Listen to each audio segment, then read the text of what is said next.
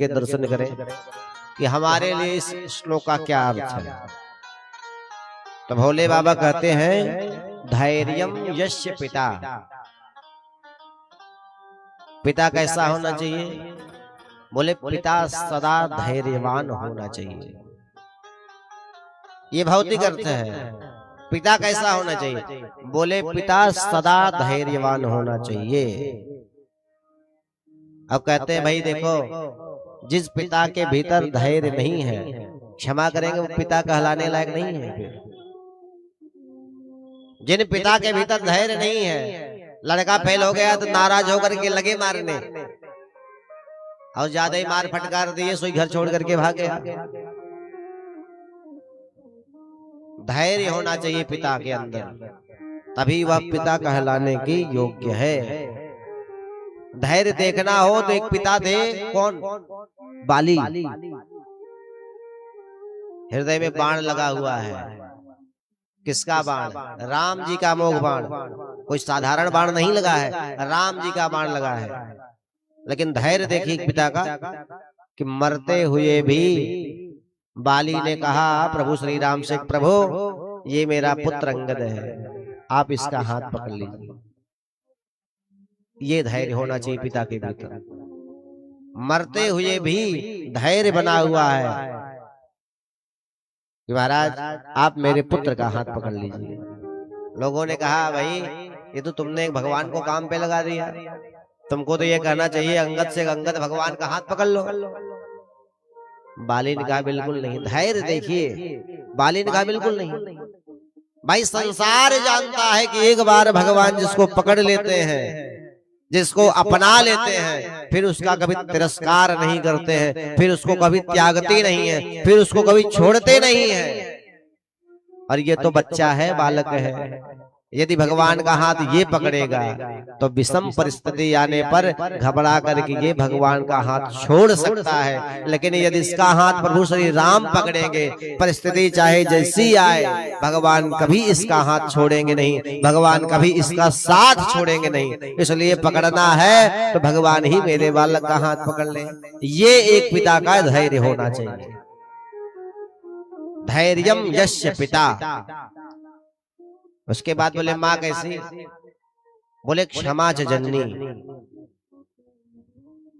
माँ के अंदर क्षमा गुण भरपूर होता है। बालक कितनी भी बड़ी गलती कर दे, जानता है घर में और किसी से बताऊंगा तो पिटाई हो जाएगी, लेकिन एक माँ है, समाज ठुकरा दे, समाज निकाल दे, बहिष्कृत कर दे, समाज ना अपनाए, अपने लोग ना अपनाए, लेकिन एक पुत्र ये भली बात जानता है कि सब ठुकरा देंगे, सब निकाल देंगे, लेकिन एक माँ ऐसी है, यदि गया चरणों में पड़ गया और क्षमा मांग ले तो माँ मेरी अवश्य उठ करके हृदय से लगा लेगी, मेरे समस्त गलतियों को क्षमा कर देगी। क्षमा च जननी। माँ के भीतर क्षमा गुण होता है। क्षमा धरती माँ के भी अंदर होता है, इसलिए हम धरती को माँ कहते हैं। पृथ्वी से ज्यादा सहनशील कौन हो सकता है? क्षमा करने वाले। इन्हीं पृथ्वी माँ पर हम कितने अपकार करते हैं, लेकिन बदले में ये हमको अनाज अन्न देती हैं, वनस्पतियां देती हैं, औषधियां देती हैं। गड्ढा कर रहे हैं और जुताई बुवाई सब कर रहे हैं, अपकार ही तो कर रहे हैं, पादप प्रहार कर रहे हैं, मल मूत्र का त्याग कर रहे हैं, लेकिन बदले में ये माँ है, बदले में क्या दे रही है? बदले में जीवन प्रदान कर रही है। शास्त्र कहते हैं भैया अन्न में जीवन होता है, तो ये हम सबको जीवन प्रदान कर रही है। गाय भी एक माता है। हम गौ माता का भले अपकार करें, आज स्थिति चाहे जो हो, लेकिन बदले में वो माँ है, हम सबको क्या देती है? अमृत रूपी अपना दूध प्रदान करती है।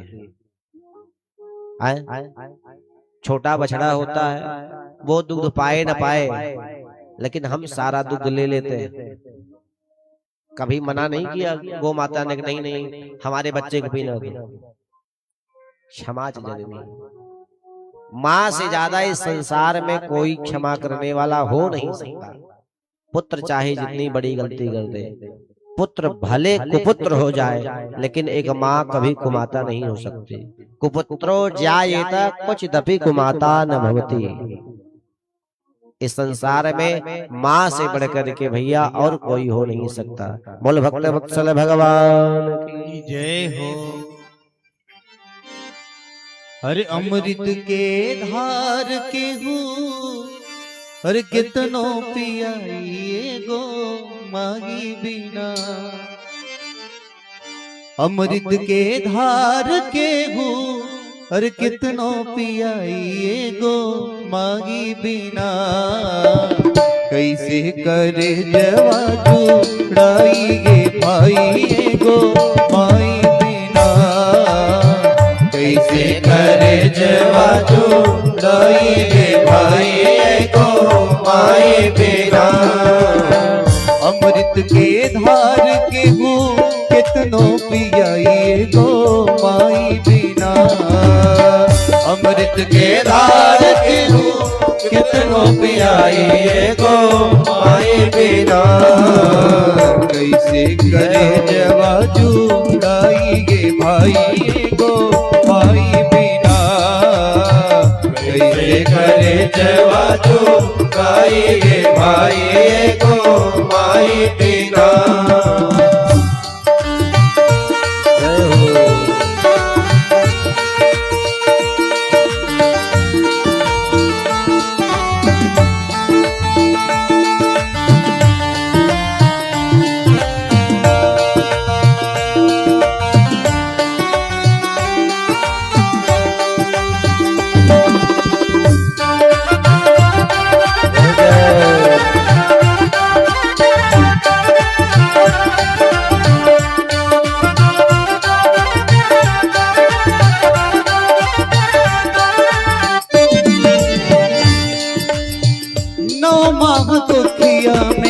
खेली सहेज के नौ माह तो किया मेरा खेली सहेज के। नौ माह तो किया मेरा खेली सहेज के। नौ माह तो किया मेरा खेली सहेज के। देहली जन्मवा माई सारा सुख तेज के। देहली जन्मवा माई सारा सुख तेज के। कैसे गिनाइन कर कितना उपकार बा। रोवा रोवा माई हमर तोहर कर्जदार बा। कई के जीवतिया के उमरिया बढ़ाइए गो माई बिना। कई के जीवतिया के उमरिया बढ़ाइए गो माई बिना। कैसे करे जवा जोड़ाइए भाई को माई बिना। कैसे करे जवा जोड़ाइए भाई को माई बिना। अरे लोग चाहे जवन होके उस सब के दवाई दिया। लोग चाहे जवन होके उस सब के दवाई दिया। हो बिना मतलब के प्यार करे जेऊ माईया। कैसे करे जवा जुड़ाइए भाई गो माई बिना। कैसे करे जवा जुड़ाइए भाई गो माई बिना। बेरी बेरी मिल जाई, बेरी बेरी मिल जाई। धन दौलतिया दोबारा न मिले। बेरी बेरी मिल जाई, धन दौलतिया दोबारा न मिले। माई बाबू के सुरतिया दोबारा न मिली। माई बाबू के सुरतिया दोबारा न मिले। बेरी बेरी मिल जाई, बेरी फिर मिल जाए धन दौलतिया दोबारा न मिले माई बाबू के सुरतिया दोबारा न मिली माई बाबू के सुरतिया दोबारा न मिले माई बिछोना हई बाबू हवे चादर माई बिछोना हई बाबू हवे चादर करे के न चाही माई बाबू के अनादर करे के न चाही माई बाबू के अनादर दूधवा पिया के सिचली दूधवा पिया के सिचली सुनर सुनर बगिया दोबारा न मिले दूधवा पिया के सिचली सुनर सुनर बगिया दोबारा न मिले ओ माई बाबू के सुरतिया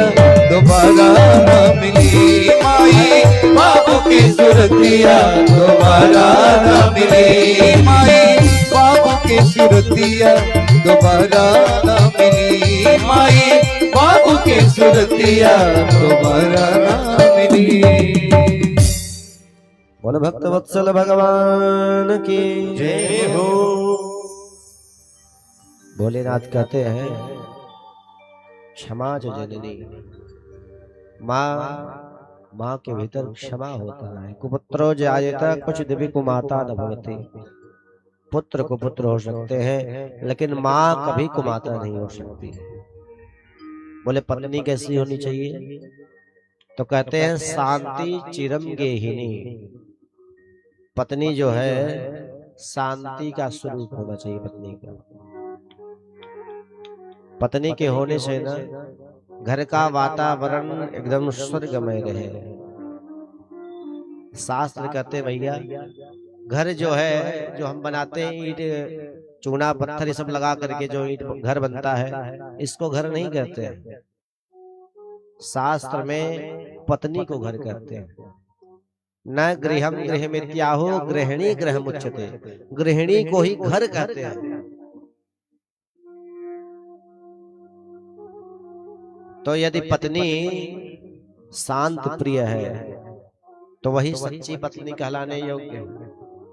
और उसी के द्वारा जो कहते हैं भैया घर स्वर्ग बन गया तो शांति चिरम गेहिनी के द्वारा ही घर जो है स्वर्ग बनता है। और यदि शांति प्रिय नहीं है तो ठीक नहीं। कहते हैं सत्यम सूर्यायम। पुत्र जो है सदा सत्यवादी होना चाहिए। सत्यवादी मतलब अपने माता पिता से कभी झूठ न बोले कि जा रहा है कहीं बताए कहीं कर रहा है कुछ करे कुछ। यदि जो बालक अपने माता पिता से असत्य बोलता है झूठ बोलता है वह जीवन में कभी उन्नति नहीं कर सकता। शास्त्र कहते हैं भोलेनाथ कहते हैं कर कुछ रहा हो बता कुछ रहा हो घर में माता पिता को। और ऐसे ही लड़का ऐसे बालक जो हैं ऐसे ही पुत्र जो हैं बाद में दूसरों से पता चलता है कि जाओ भैया फला थाने में बंद है। तो जिनके लिए झूठ बोलता है जिनके साथ रह के झूठ बोलता है जमानत करने वो नहीं माई बाबू जाते। इसीलिए पुत्र जो है सदा और कहीं सत्य बोले न बोले लेकिन माता पिता के सामने पुत्र को अवश्य सत्य बोलना चाहिए। बोले बहन कैसी हो तो महादेव कहते दयाच भगनी। बहन जो है दया की प्रतिमूर्ति होती है। खूब बहन से झगड़ा हो जाए बहन नाराज रहेगी बाद में कहेगी ले खा ले। कुछ अपने लिए बचा के रखी रहेगी नहीं देगी। विवाद किए रहोगे आप नहीं देगी बाद में कहेगी ले खा ले। घर में कुछ पैसे की आवश्यकता है आपको कुछ लेना है माता जी ने मना कर दिया पिताजी ने मना ना कुछ नहीं मिलेगा पहले ये काम कर लो 10 पास कर लो तब ये मिलेगा तब वो मिलेगा ये करोगे वो करोगे। बाद में धीरे से फिर बहन पकड़ा देती है पकड़ो ज्यादा इधर उधर मत करना। बहन ही वो होती है विवाह के बाद चली जाती है ससुराल तो वहां से भी उसको अपने भाई की चिंता रहती है। और किसी को याद करे न करे, भाई को याद करती रहती। बेचारा मेरा भाई, भाई के लिए बहन सदा परेशान रहती है। मेरा भाई, तो भाई के प्रति एक बहन का भाव सदा दयामय होता है कि मेरा भाई स्वस्थ रहे, प्रसन्न रहे। सदा इसके लिए कोई चिंता करता है तो बहन चिंता करती है। दया च भगिनी और भ्राता मनः संयम। भाई कैसा होना चाहिए? बोले भाई के भीतर मन का संयम होना चाहिए। भाई संयमी होना चाहिए। ऐसा नहीं है कि घर में ऐसे कुछ आपस में बात भाई तो लेकर के लाठी तैयार हो, आज तुम रहोगे या हम रहेंगे। यदि भाई भाई में संयम नहीं है तो फिर वो भाई कहलाने लायक नहीं है। और ऐसे भाई कभी जीवन पर्यंत कभी साथ नहीं रह सकते। बिना संयम का भाई एक शत्रु से भी खतरनाक होता है। राम जी को देख लीजिए, कितना बड़ा संयम। महाराज दशरथ ने कहा, महारानी कैकेयी ने कहा कि 14 वर्ष राम वनवासी, तापस वेश विशेष उदासी। राम को 14 वर्ष के लिए वन भेजो और भरत को राजा बनाओ। दशरथ जी तो बोल नहीं पाए, विलाप कर रहे थे। राम जी आए, राम जी ने आकर के पूछा कि माँ पिताजी कुछ बोल क्यों नहीं रहे? अरे मुझे देख करके इतना प्रसन्न हो जाते थे, इतना प्रसन्न हो जाते थे। महाराज दशरथ राम जी को देख लेते थे तो वाल्मीकि रामायण में लिखा है कि किसी को कह दिया कि इसको ले जाओ फांसी दे दो, इतने में राम जी सामने से आ गए तो उसको कहीं का राजा बना देते थे। इसको ले जाओ अमुक देश का राजा बना दो। राम जी को देख के इतना महाराज दशरथ प्रसन्न हो जाते थे। लेकिन आज जब आए ना तो न तो खड़े भय, न प्रसन्न भय, न हृदय से लगाए, और न तो राम जी ने प्रणाम किया तो कोई उत्तर ही दिए महाराज दशरथ। कैकेयी अम्मा ने कहा, क्या कहा? बोले आपसे डर रहे हैं। राम जी ने कहा कि पिताजी आज कुछ बोल क्यों नहीं रहे मुझसे? कैकेयी अम्मा ने कहा कि आपसे डर रहे हैं। राम जी यहाँ पर फपक फपक के रो पड़े कि धिक्कार है मेरे जीवन को। जिस संतान से, जिस पुत्र से माता पिता डर जाएं, धिक्कार है फिर ऐसे संतान को।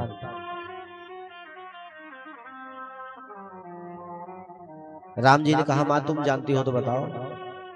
कैकेयी अम्मा ने कहा कि हाँ, जो जिस सामग्री से तुम्हारा अभिषेक होना है उसी से भरत का अभिषेक होगा और तुम 14 वर्ष के लिए वन चले जाओ। राम जी ने कहा इतनी छोटी सी बात के लिए पिताजी डर रहे हैं? जरूर मैंने ऐसा कुछ कृत्य किया होगा जिससे पिताजी को मुझ पर विश्वास नहीं रह गया। राम जी लौट करके आए, इतना संयम, इतना धैर्य। राम जी चले गए भाई।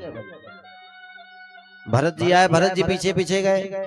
भैया चलो, संयम ही है, संयम का ही परिणाम है। दोनों भाई आपस में जंगल में, वो कह रहे तुम राजा बन जाओ, कह रहे तुम राजा बन जाओ। तो बाद में भरत जी ने कहा हम दोनों यहीं रहते, लक्ष्मण को राजा बना दो। तो राम जी ने कहा बिल्कुल नहीं। पिताजी ने वचन की रक्षा के लिए अपने प्राण त्यागे हैं। यदि उनकी वचन की रक्षा नहीं भई तो स्वर्ग में पिताजी जो हैं नरक चले जाएंगे। इसलिए मैं यहीं रहूंगा, आप जाओ। ये भाई भाई का आपस का संयम है, प्रेम है। और एक भाई कौरव पांडव भी थे। भगवान श्री कृष्ण चले गए शांति दूत बन करके। भगवान ने कहा दुर्योधन पांडव तुम्हारे भाई हैं। दुर्योधन ने कहा केशव कैसी बात करो, सगे चाचा काका के लड़के हैं, हमारे सगे भाई हैं। तो भगवान ने कहा दुर्योधन फिर आधे राज्य के अधिकारी है पांडव। दुर्योधन ने कहा बिल्कुल नहीं। दुर्योधन ने कहा बिल्कुल नहीं। भगवान ने कहा दुर्योधन मैं तुमसे ये नहीं कह रहा हूं कि पूरा आधा राज्य दे दो, मैं तुमसे ये कह रहा हूं कि 5 गांव ही पांडवों को दे दो, उतने में वो प्रसन्न रहेंगे। 5 भाई है, 5 गांव दे दो। दुर्योधन ने क्या जवाब दिया भगवान को? सूचग्रे नैव दास्यामि बिना युद्धेन केशव। सुई के अग्रभाग जितनी भूमि बिना युद्ध के मैं महाराज देने वाला नहीं हूं। भगवान मुस्कुराए, दुर्योधन तुम अभी युद्ध के विभीषिका को जानते नहीं हो। अरे दुर्योधन, तुमने सिर्फ दादी और नानी की कहानियों में युद्ध को सुना होगा। लाखों परिवार उजड़ जाते हैं, क्षेत्र तबाह हो जाता है, स्त्रियां विधवा हो जाती हैं, बच्चों के सर से पिता का साया उठ जाता है। दुर्योधन, युद्ध की विभीषिका का तुमको ज्ञान नहीं है। अब तो दुर्योधन तड़बड़ा के उठ गया। अरे जंगल में रहने वाला कोलभील ये हमको भगोड़ा जरासंध से भाग करके समुद्र में जाकर के भय के कारण निवास कर रहा है, हमको राजपाट का उपदेश कर रहा है, हमको युद्ध का उपदेश कर रहा है, सैनिक को बंदी बना लो। जहां संयम ऐसा हो, वहां जहां भाई भाई में संयम हो, प्रेम हो, धैर्य हो, वहां भैया राम राज्य की स्थापना होती है। और जहां भाई भाई में न संयम हो, न प्रेम हो, न धैर्य हो, वहां पर केवल और केवल महाभारत के अतिरिक्त और कुछ हो नहीं सकता। वहां पर केवल महाभारत हो सकता है, बस महाभारत के अतिरिक्त और कुछ सोचो हो जाए तो हो नहीं सकता। और लेकिन जहां पर भाई भाई में प्रेम हो, आपस में धैर्य हो, वहां पर तो राम राज्य की स्थापना होती है। विषम परिस्थिति, राम जीवन चले गए और भरत जी भी नंदीग्राम में जमीन खोद के रह रहे हैं, लेकिन भाई में आपस में इतना प्रेम, इतना धैर्य कि राम राज्य की स्थापना भई। बोले राम लला सरकार की।